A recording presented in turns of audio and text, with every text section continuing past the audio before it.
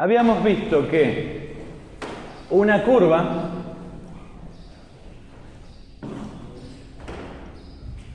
puede describirse matemáticamente de más de una manera. En la escuela, por ejemplo, habían visto que hay algo que se llama ecuación en la escuela secundaria, en el colegio, y esta ecuación me permite distinguir algunos puntos del plano R2 de otros, o sea, separar los puntos de R2. Vamos a agregar acá que estamos en R2, en el plano. Entonces, en R2, cuando tengo una ecuación, puedo distinguir los puntos del plano cuyas coordenadas verifican la ecuación de aquellos otros puntos del plano cuyas coordenadas no verifican la ecuación. ¿Sí? Entonces, por ejemplo, decíamos que 0, 0 pertenece a la gráfica de esta ecuación. ¿Por qué? Porque reemplazadas 0 aquí y 0 acá, la convierten a esta ecuación en una relación, una igualdad válida. Pero el punto 2, 1, no. Porque 2, 1, si reemplazo acá el 2 y acá el 1, convierten a esta ecuación en una igualdad falsa. ¿Está? Entonces, nos quedábamos solo con los puntos que pertenecen a la gráfica de esta ecuación. Los dibujábamos y lo que teníamos era una curva de la cual solo podíamos graficar una parte que denominamos parábola. Acá, por ejemplo, estoy señalando dónde está el 0, 0. Acá está el 1, 1, acá estará el 2, 4 y el 2, 1 está por aquí. 2, 1, fuera de la parábola. Entonces, con esa idea, ¿qué terminaban haciendo en la secundaria? Terminaban haciendo la famosa tabla de valores.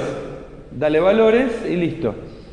¿Qué significaba? Significaba que metías acá un X, calculabas y le calculabas el Y para que esto sea verdadero. Y así obtenías, si metías un 1, obtenías un 1. Si metías un menos 2, obtenías un 4. Si metías un 3, un 9, etc. La tabla de valores. Y luego los unías con una curva suave. En el curso previo aprendimos que hay algo llamado una especie de sistema. Que lo anotabas igual que sistema. Todavía no le digo cuál es el nombre. Y escribían, por ejemplo, que X era T y que Y era T al cuadrado. Y a veces le agregaban que T es un número real cualquiera. Esto que está acá, pensándolo como un sistema, eliminando la T, pueden ver que siempre que esto sea válido, esto debe ser válido. Claro, porque Y es el cuadrado de T, que es X. O sea que esto verifica siempre esto. ¿Está? También estudiaron en la clase pasada, en el curso pasado, que podía pasar que, por ejemplo, te quede algo así.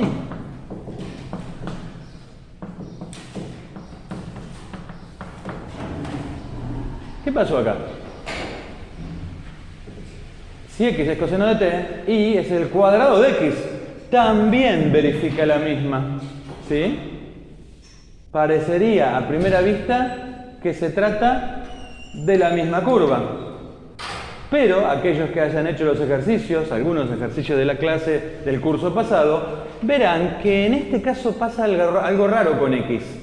En este caso, X no puede ser más grande que 1. Pero tampoco más chico que menos 1. Por lo tanto, ya tenemos una limitación que hay acá que no hay acá. ¿Sí? Acá X puede ser cualquier número real.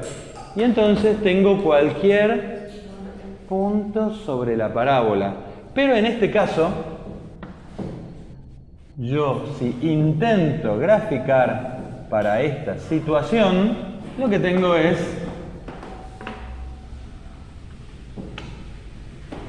que sí, que esto verifica esta ecuación, por lo tanto, si todo punto que yo genere con esto verifica esta ecuación, esto debe estar adentro de la curva parábola, este de acá. Pero x no puede ser más grande que 1, ni más chico que menos 1. Por lo tanto, a lo sumo, esto será una porción de parábola. De hecho, ustedes saben que si t aumenta, ¿el coseno qué hace? Varía entre 1 y menos 1. O sea que si t yo lo aumento a lo largo de todos los reales, x ¿qué tiene que hacer? Pero se tiene que mantener el punto xy dentro de la curva parábola. O sea que esto que está acá me muestra un movimiento oscilatorio de un punto sobre la parábola. ¿Está? Ok. Y como se imaginarán, hay muchas otras maneras. Por ejemplo, yo podría haber dicho y igual t. Pero si yo quiero que y sea el cuadrado de x, ¿quién tiene que ser x? Para que elevado al cuadrado me dé t. Raíz de t. Y ahora ya no puedo tomar cualquier t. Ahora t será necesariamente un número mayor que 0. Nuevamente, tenemos un conjunto de ecuaciones que satisfacen esta que está acá. Y ahora nuestra condición es que, bueno, t tiene que ser mayor o igual que 0, por lo tanto, x, bueno, ya sé que la raíz cuadrada, por el curso previo, no solo exige que adentro, en el argumento, haya números positivos o 0, sino que además devuelve números positivos o 0. El dominio es t mayor o igual que 0, y la imagen es x mayor o igual que 0. Por lo tanto, lo que tengo es, a lo sumo, media parábola. Puede seguir para allá. ¿Está? Entonces, ¿qué es lo que estoy contándoles cuando les cuento esto? ¿Por qué estoy haciendo este repaso? Primero porque creo que por ahí alguno o alguna se olvidó un poquito de esto. Puede ocurrir. Entonces les estoy contando que lo vamos a usar. No es solo algo que está en el libro, sino que vamos a usar este procedimiento. ¿Sí?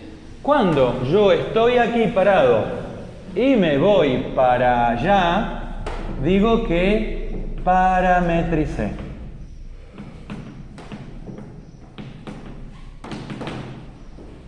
Cuando estoy acá, me voy acá. ¿Sí? Cuando estoy acá parado en esta columna y me voy para acá, digo que eliminé el parámetro. Y ya saben quién es el parámetro. El parámetro es la variable t de la cual x e y son función. ¿Sí? Entonces, este sistema lo llamamos ecuaciones paramétricas de la curva. Me permiten definir puntos en función de un parámetro t. Ya vimos en el curso previo que, por ejemplo, hay una ecuación paramétrica de la recta, hay una ecuación del plano, pero no es paramétrica. La ecuación del plano del curso previo no tiene parámetro. El plano en R3. Vamos a poner acá, podemos poner acá, ¿qué pasaría si yo estoy en R3? También puedo tener ecuaciones paramétricas, por ejemplo, la ecuación x igual t, y igual menos 2t más 1, z igual 5, me define tres variables, que son las tres coordenadas de un punto, me las define en función de un parámetro t. podemos agregar acá que t, por ejemplo, podría ser todos los números reales. O también, ¿por qué no? Puedo decir que a mí no me interesa toda la curva, sino que me interesa una parte. Yo puedo entonces definir que me interesa la porción de curva cuyos t varía entre menos 1 y 5. ¿Sí? Sabemos por el curso previo que esto es una ecuación de una recta en el espacio. En este caso, una porción de recta. Porción de recta. Son tres ecuaciones lineales del lado derecho de la igual. Ok. Entonces, en general, para lo que sigue, no vamos a usar ecuaciones como esta, por ejemplo. Fíjense que esta, ¿por qué este tipo no la vamos a usar? ¿Qué tipo es este tipo de ecuación? Es una ecuación donde pasa dos veces o más de una vez por el mismo lugar. ¿Por qué? Porque si yo aumento el valor de t, cada 2pi vuelve a pasar por el mismo lugar, porque es periódica 2pi. ¿Sí? Entonces, no vamos en general a utilizar este tipo de ecuaciones. Este tipo de ecuaciones sí podríamos utilizarlo porque pasa una sola vez por cada lugar. Pueden verificarlo. Hagan la prueba con GeoGebra, aquellos que me gusten, con la orden curva o también definiendo un punto móvil que depende de un parámetro. Después, al que quiera, yo le cuento cómo es. Bien. A esta parametrización que está acá la puedo llamar trivial. ¿Por qué? Porque parametriza todo esto que está acá y toma una de las dos variables como parámetro. En este caso el XZ también podría ser trivial, pero acá no me sirve la trivial. ¿Por qué? Porque no tengo toda la parábola. Si quiero toda la parábola, esta no me sirve. ¿Está? No me reproduce la porción de x negativo. Entonces, supongamos que tomamos esta que está acá. Tengo entonces toda la parábola y voy a definir a un vector cuya primera componente sea t y su segunda componente sea t cuadrado. ¿Sí? Entonces, vamos a suponer ahora que no me interesa toda la parábola, que me interesa solamente la porción de parábola entre t igual menos 2 y t igual 1. Entonces, ya no es todo, menos 2, 1, me quedo solamente con esta porción de parábola. Es una porción de parábola.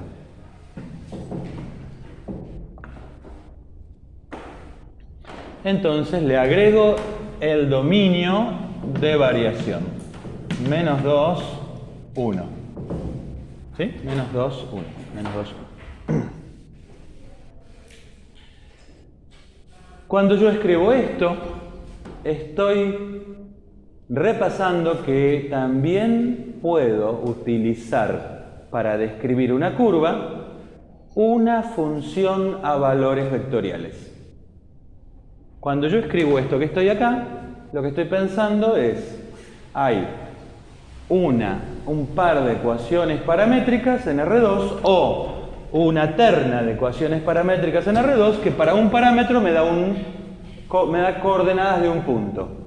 Cuando escribo esto, que ustedes dirán, pero simplemente lo armaste para hacer un vector. Sí, hay una relación entre esto y esto. Si quieren, podemos graficar la relación.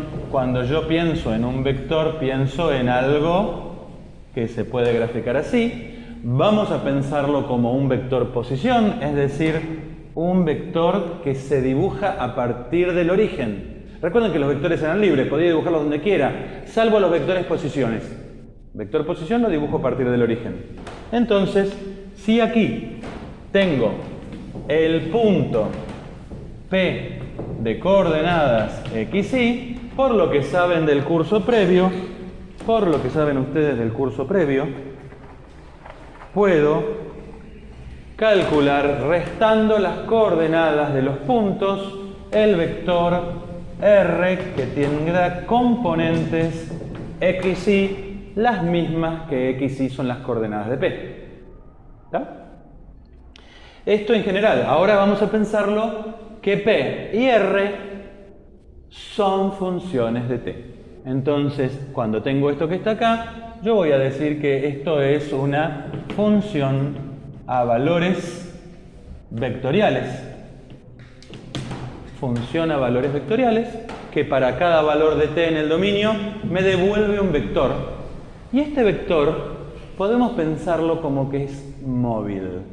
Cambia cuando cambia T. ¿Y cómo cambia?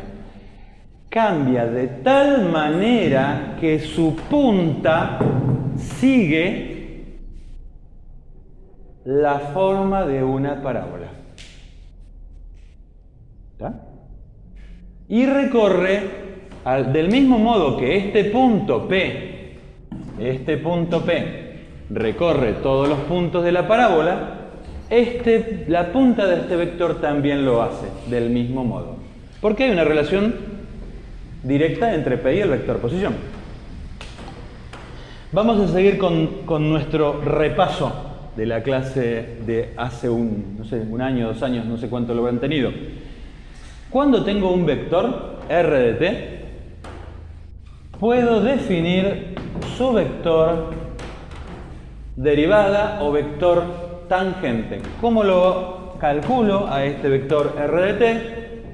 Si existen las derivadas de las componentes, simplemente derivo cada componente y la dejo en su lugar. Derivada de t con respecto a t, 1. Derivada de t cuadrado con respecto a t, 2t. Para t variando entre menos 2 y 1. Tengo entonces una nueva función a valores vectoriales, se denomina vector tangente. Por convención, es una convención, voy a dibujar el vector tangente a partir de la punta del vector R de t. Esta es una convención que viene de la física muchas veces, pero que nos va a ayudar también en matemática. Entonces, vector R de t, vector R' de t. ¿Está? R de t, R' de t. Cuando estoy sobre una curva, el vector R' de t apunta en el sentido de recorrido de la curva. ¿Qué es el sentido? Sentido de recorrido de una curva. ¿Con dónde está metido? Bueno, primero les voy a decir dónde no está. Aquí no está. En una expresión de este tipo, muchas veces la llamamos cartesiana. Lo que estamos queriendo decir con cartesiana es tiene x, tiene y, por ahí puede tener z, pero no tiene parámetro. Y a estas las llamamos paramétricas, porque está bien, tienen x y y o z, pero tienen parámetro. X y z o x y están en función del parámetro. Entonces, cuando ves una ecuación cartesiana, ahí no está el sentido. ¿Dónde está el sentido de recorrido? En la ecuación paramétrica o en la ecuación vectorial paramétrica. Vamos a ponerle también, aparte de darnos cuenta que es una función a valores vectoriales, vamos a llamar a esta una ecuación vectorial paramétrica. ¿De quién? De la parábola. Ok. Entonces, ecuación vectorial paramétrica. ¿Dónde está metido el sentido de recorrido? El sentido de recorrido es el sentido en que se mueve el punto P, o sea, la punta de R, cuando t crece. T, el parámetro, siempre crece. Veamos, por ejemplo, aquí, parábola. la parábola con esta parametrización, ¿hacia dónde está recorrida? ¿Hacia allá o hacia allá? Hacia la derecha. ¿Por qué? Si t crece, x crece. ¿Está? Entonces, con esta parametrización, la parábola está recorrida hacia la derecha. Pregunta, ¿podría haber una parametrización de la misma curva con el mismo intervalo tal que se recorra de la manera opuesta? Sí, no hay problema. Lo único que hay que hacer, hay muchas maneras, pero la manera quizás más fácil de obtener, dada una parametrización, la que me recorre en sentido opuesto, es cambiar t por menos t. Entonces, si no te acordás, vamos a hacerlo acá. Si tengo x igual t y igual t para t variando entre menos 2 y 1, entonces quiero invertir el sentido. Ok, donde dice x igual t pongo x igual menos t. Donde dice y igual t pongo, menos t cuadrado. Pero menos t al cuadrado es lo mismo que t cuadrado, así que no hay problema. Y si t varía de menos 2 a 1, si t variaba de menos 2 a 1, menos t va a variar. Cuando t vale menos 2, valdrá 2. Cuando t vale 1, valdrá menos 1. Entonces, esto obviamente que va para el otro lado. O sea que en este caso, t varía desde menos 1 hasta 2. Siempre t crece. No me escriban algo así. Vamos a escribir cosas horribles. No me escriban algo así, ¿no? 2 menor o igual que t menor o igual que menos 1. Sí, horrible. No hay ningún número acá. Tampoco me escriban algo así. Esto no es un intervalo, 2 menos 1. ¿Está? Entonces, cuando t varía menos 2, vale menos 2, va a 2. Pero claro, cuando yo aplico este cambio donde dice que t lo cambio por menos t, claro, justamente el t invierte su sentido. ¿Está? Pueden probarlo en GeoGebra, a ver qué pasa. Comparen un punto móvil dado por esto con un punto móvil dado por esto. Pónganle dejar el rastro y ahí van a ver qué pasa. Entonces, ecuación vectorial paramétrica. Cuando estoy en una curva y le grafico el vector tangente, cuando estoy en una curva y le grafico el vector tangente en un punto, el vector tangente siempre apunta para el lado en que está recorrida la curva. ¿Ya? Siempre apunta. Vamos a hacer otro ejemplo. Vamos a recordar r de t igual a coseno de t seno de t para t variando entre 0 y 2pi. Si esto es x y esto es y, para eliminar el parámetro, no se hace, en nuestra cultura matemática por lo menos, despejar el t de una y reemplazarlo en la otra. Te quedaría una expresión y igual seno del arco coseno de x. Eso no lo hacemos nosotros. ¿Tá? Lo que hacemos es elevar al cuadrado y sumar. Y entonces la curva cartesiana es x cuadrado más y cuadrado igual a 1. Saben que se trata de una circunferencia unitaria centrada en el origen, lo hemos visto en el curso previo. Pregunta, ¿cómo está recorrido esto? Bueno, acá tendría que ver, si x es coseno de t y igual seno de t, ¿cómo hago para saber el recorrido? Bueno, una de las maneras es derivar. O otra de las maneras es derivar xy, otra de las maneras es considerar el vector r' de t, que es el vector derivada o vector tangente. Derivada del coseno es el menos seno de t, derivada del seno es el coseno de t. Entonces, graficando podrán observar que si este es el vector r, este otro que está acá, en cada punto es el vector r'.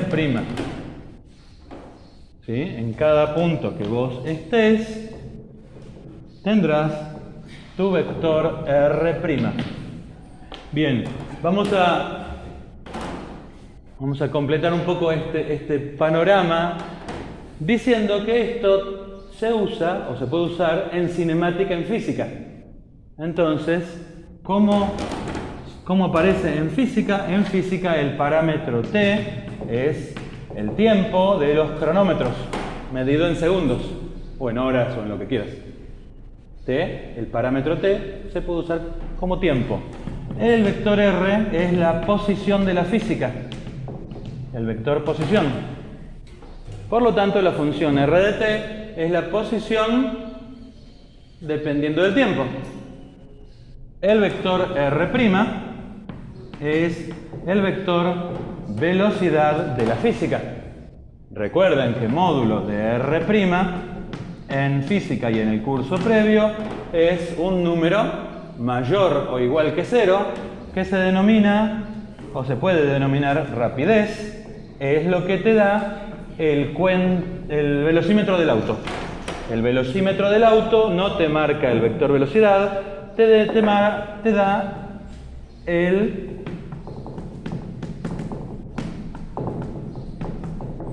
esto es lo que te da el instrumento que denominamos velocímetro, te da la rapidez. Es un rapidómetro en realidad, no sería un velocímetro, si hablamos en términos de física o matemática. ¿Está? Velocidad es un vector, rapidez es un escalar, es un módulo de un vector. Si esto es así, ¿sí? Vamos a recordar que apareció, o en algún lado vieron, algo así.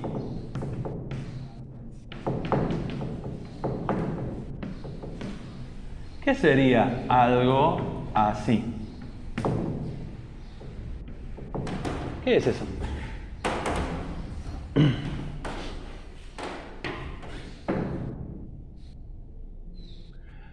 Bueno, esto es la velocidad, el módulo del vector velocidad. ¿Sí? Empecemos por el caso más fácil. Supongamos que esto es constante, ¿sí? Y t es el tiempo. Si yo integro una velocidad constante de 80 km por hora, ¿qué me da? Entre las 10 y las 12 del día. ¿Cuánto me da la integral de 80 km por hora? La función módulo de r' vale 80 km por hora entre las 10 de la mañana y las 12 del mediodía. Esto es t, esto es velocidad. ¿Cuánto me da la integral de la velocidad de la rapidez, perdón? Rapidez. ¿Qué me da? La integral de 80 entre 10 y 12. 160. ¿Qué es 160? Sí. ¿En qué unidad se mide? Está bien. Esto es 160. Sí, perfecto. ¿En qué unidad? Si esto se mide en horas. Y esto se mide en kilómetros por hora. Esto está en kilómetros. Ok. ¿Cómo se llama en física eso? Distancia recorrida. ¿Están de acuerdo con esto? ¿Sí? Y supongamos que no fuera que el módulo de la velocidad no es constante, sino que fuiste acelerando en forma uniforme. ¿Se acuerdan del movimiento rectilíneo uniformemente acelerado? ¿Se acuerdan de la gráfica? Era algo así, ¿no? Vamos a ponerlo así. Era algo así. ¿Ya? Arrancaste de 20 km por hora, llegaste a 80 km por hora. Alguien te dirá, bueno, el promedio entre 20 y 80 es 50, ¿no? Y a velocidad promedio de 50, ¿cuánto es cuánto es la integral? Entre 10 y 12, Arrancaste a 10 kilómetros, a 20 kilómetros por hora, llegaste a 80 kilómetros por hora. ¿Qué hay? ¿Qué es la integral esto de acá abajo? Velocidad promedio. Velocidad promedio por distancia. ¿Cuánto es esto? En unidades de tiempo. De 10 a 12, ¿cuánto tiempo pasó? ¿Cuánto? 2 horas. 2 horas, ok. Y esta integral, que es la integral, es el área bajo la curva. ¿Cuánto es esta integral en este caso? Arrancaste con 20. 100 da, ¿no? ¿Están de acuerdo que da 100? ¿Y qué es 100? ¿Y cómo se llama eso que se mide en kilómetros? ¿Cómo es la distancia recorrida? ¿Están de acuerdo que esto, si estuviéramos en física, sería la distancia recorrida entre que el reloj marca? ¿Cuánto marca acá? Pues llamemos en general T0. T0 es lo que marca el cronómetro o el reloj al principio. T1 es lo que marca al final. Ok, estamos ahí con la distancia recorrida. Hay una demostración matemática en el libro, que yo no la voy a hacer acá, que utiliza teorema de valor medio. No es difícil, simplemente hay que seguir un poco el argumento, que me dice que en general, si yo tengo una curva parametrizada con un r de t, la derivo, le calculo el vector tangente, que en física se llama vector velocidad, porque es la derivada con respecto al tiempo. Al vector velocidad le calculo el módulo y le hago esta integral, me va a dar la distancia recorrida sobre la curva cuya parametrización es r de t. ¿Está? Acá lo que hice fue dar un ejemplo en física.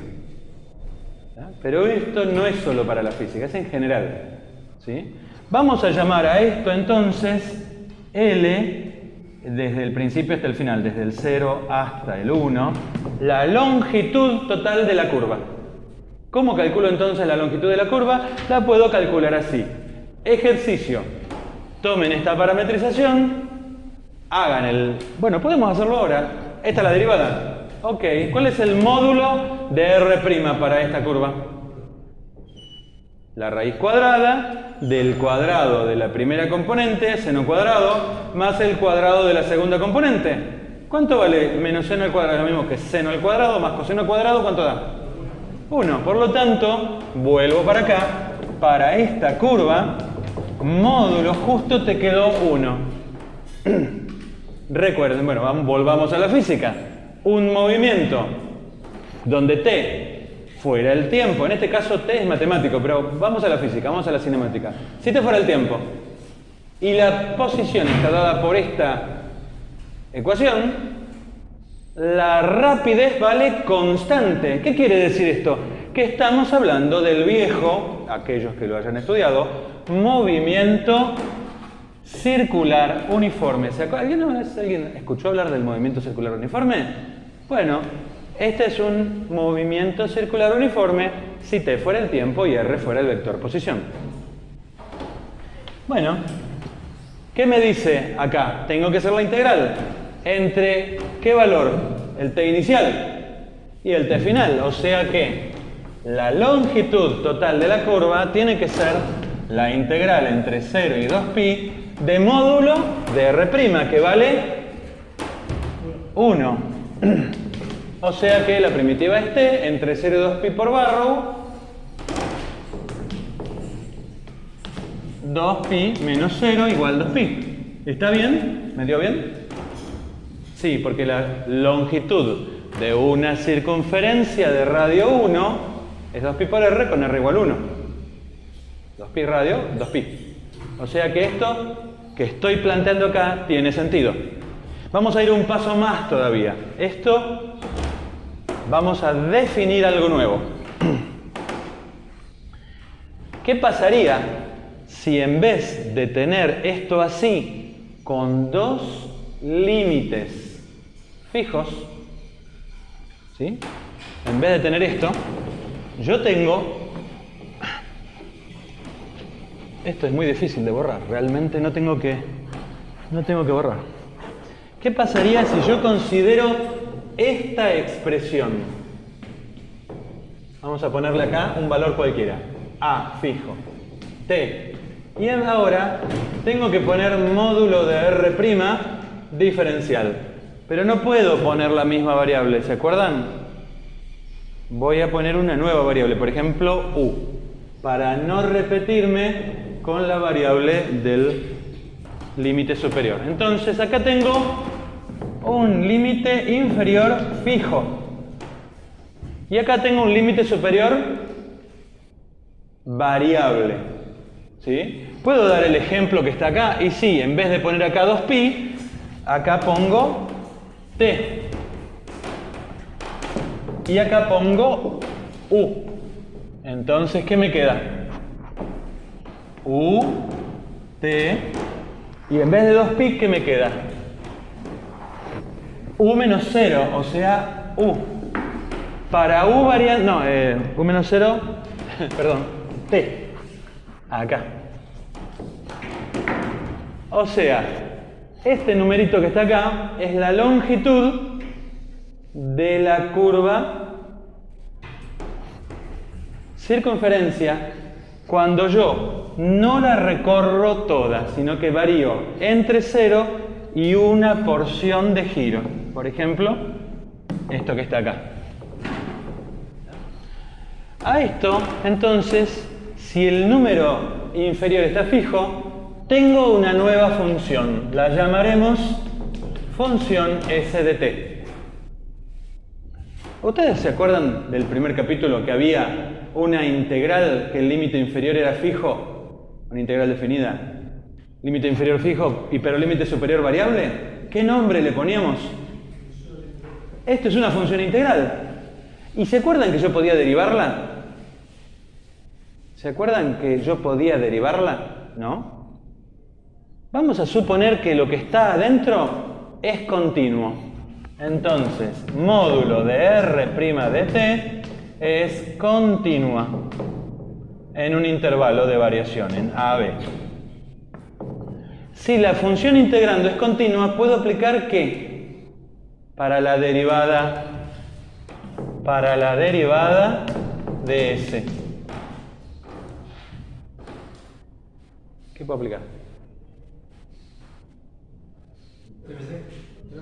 Teorema fundamental de cálculo. La derivada de S es el integrando evaluado en el límite superior.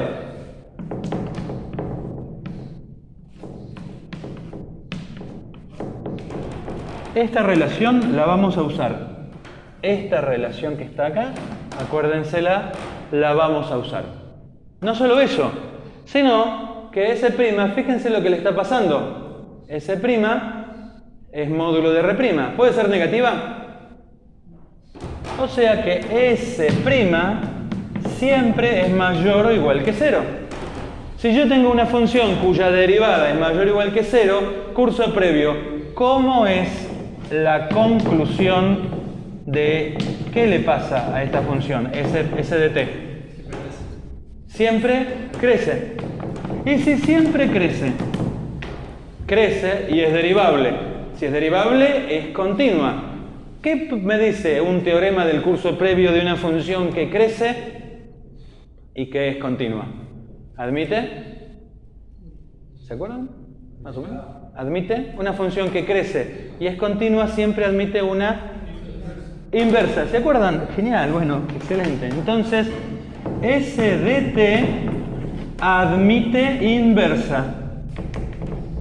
Y si admite inversa, quiere decir que existe la función t de s. Si S puedo escribirla en función de t y la puedo invertir, aunque no sepa la fórmula, la función t, que depende de s, también existe. Es la inversa. ¿Sí? Entonces vamos a usar eso. Vamos a parar por acá. Nos interesa esta igualdad. ¿Sí? También a veces la vamos a ver escrita en forma diferencial. La voy a escribir en forma diferencial. Me quedé sin pizarrón por haber escrito demasiado. ¿Cómo le escribo en forma diferencial? ¿Sí? Si S es una función de t, recuerden que el diferencial de una función en el curso previo era f' de x diferencial de x. ¿Se acuerdan de eso? ¿Curso previo? ¿Alguna vez lo vieron? Matemática A, más o menos. Si no se acuerdan, ahora sé. F es función de x. Bueno, S es función de t. Entonces voy a escribir el diferencial de S. ¿Qué tengo que hacer? Y copio esta fórmula. S' de t, porque depende de la variable t, diferencial de t. ¿Pero quién es S'? Por lo tanto, esta es una que vamos a usar muchísimo.